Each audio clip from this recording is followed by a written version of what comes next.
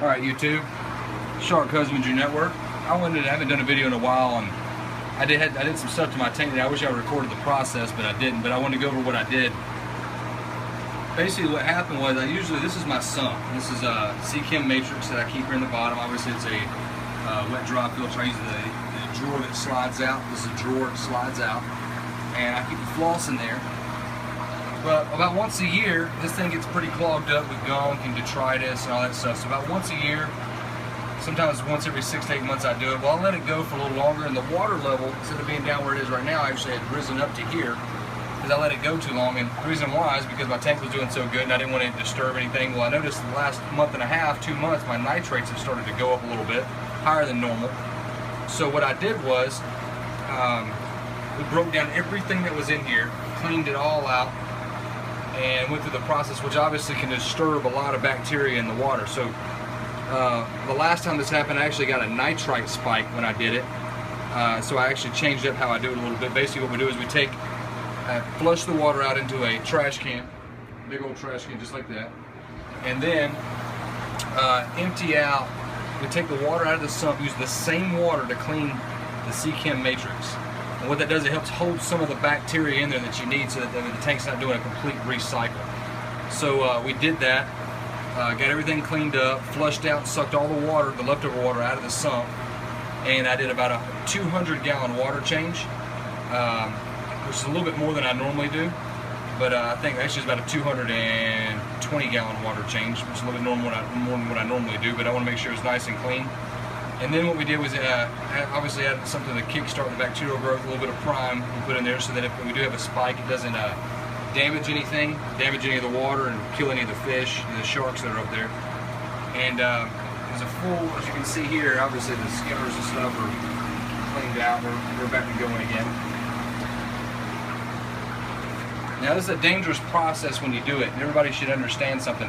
When you do this, which some people say to never do it, some people say you should do it more frequently, I typically don't do it until I start to see my nitrates start to creep up a little bit more than normal, because they're always consistently about the same thing. And when that happens, what I do is I'll check this, see how dirty it is, and then I'll take it and we break it down and we clean it apart. We take it apart and we clean it up.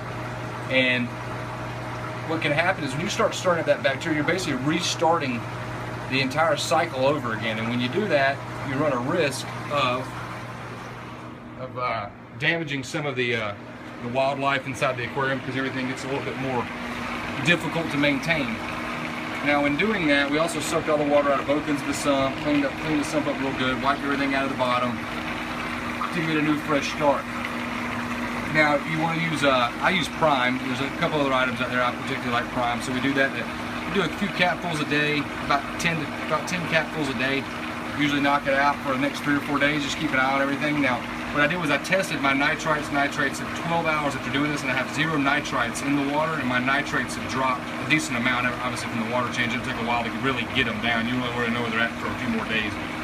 So what we did is after doing that and cleaning all the C-Chem matrix out, flushing all the water out, testing the water, everything's looking good, and everything's going like it's supposed to go.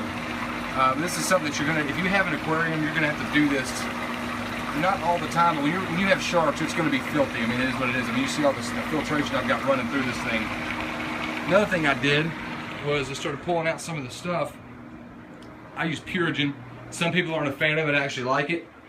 And I'm soaking the Purigen right now in a bucket. And that bucket has got Clorox in it, and we're bleaching it out. I'll let it soak for 7-8 hours. And then I'll take it out, rinse it out real good, then re-soak it up with prime. As you can see, my big guy's doing pretty good. He's getting there. There he goes. Doing real good. So if you got any questions on how to do this or how frequently to do it, shoot me a message at the bottom, and I'll answer back as fast as I can. But this isn't the most exciting video in the world, but this will give you an idea of some of the stuff you have to do when you're trying to maintain a shark aquarium, because this is something you're probably going to have to do unless you're using filtration bags, which are they'll stop a lot of this from happening. But the filtration bags in a shark tank are great, but you're going to be changing them about every other day, every day. It's a lot, and I personally do not like doing it, so I go with the wet dry filter. Some people like them, some people don't, but this is what I do. So if you have any questions, man, hit me up at the bottom, and I'll be more than happy to answer anything that you got. Have a good one, man. Thanks for watching the Shark Husbandry Network.